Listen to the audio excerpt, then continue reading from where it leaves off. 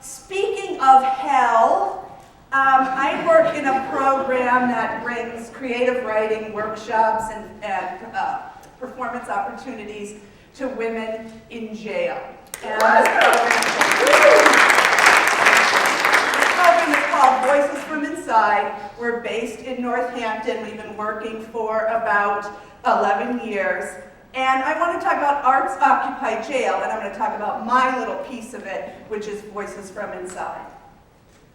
So Voices from Inside started in 1987 in a living room in a housing project in Chicopee run by the mighty Pat Schneider. Many of you know Pat Schneider, Amherst.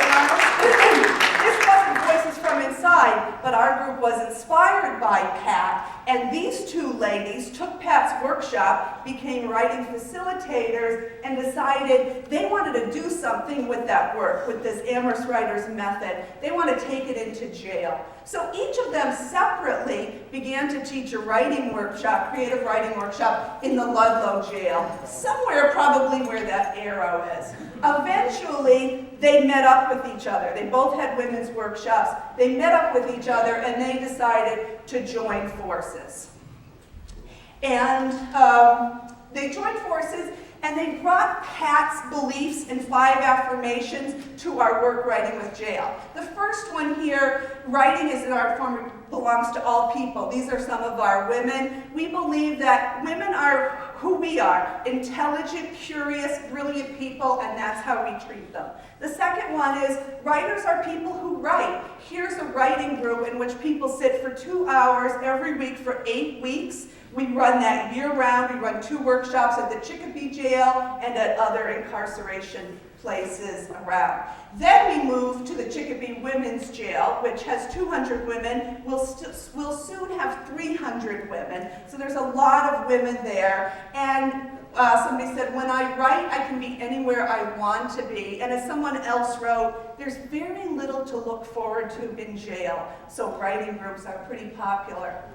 A friend of mine was in the Howard Street jail, and Howard Street is in Springfield, and the June 1st tornado ripped down Howard Street, and she said, I knew I was a writer when we could only take one thing from jail, because we were kicked out, and I grabbed my dictionary. We believe everybody has a strong, unique voice, so we have a part of us that is VFI out, and if arts occupy jail with our writing groups, then jail occupies college audiences, churches, organizations, and we talk about what we do and people speak, and it's quite moving to people because it's often the first time that any of the people in the audience have met a real person that's been in jail, and it's totally disruptive of what they believe about people.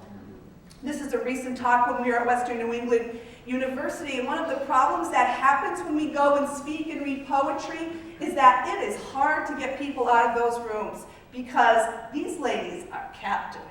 I can tell you that. So we always measure how successful we are by how long it takes for students to get out of the room, and it's pretty long. This is a friend of mine who got a standing ovation for her work in front of 200 people last spring, and we're walking out to the car and she said, oh my God, I made people cry in a good way for the first time.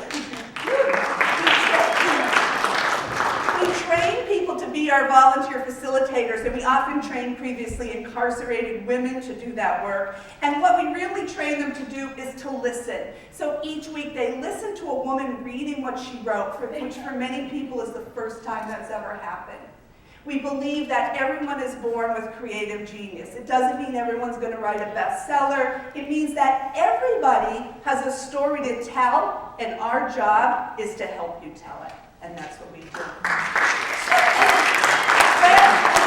When moms get turned on to their own creativity, it makes them think about their kids. This is a friend of mine and her beautiful daughter, and that's a picture of a video of her reading Goodnight Moon to her child, as many of you have done, but she's doing it from jail, and the videotape is sent to her.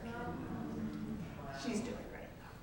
This is another friend of mine, Lisa Wood. And Lisa Wood had a really difficult time. She was one of the first people to take our workshop in Ludlow. She went to the workshop because she had nothing else to do and she wanted to get out of the pod, which is a fine reason to do it. She is now a student at Greenfield Community College. She's a writing group facilitator. And she says, that doesn't quite say, I am standing here today because I kept on writing and Voices from Inside, and the facilitator there showed me how to put words on paper.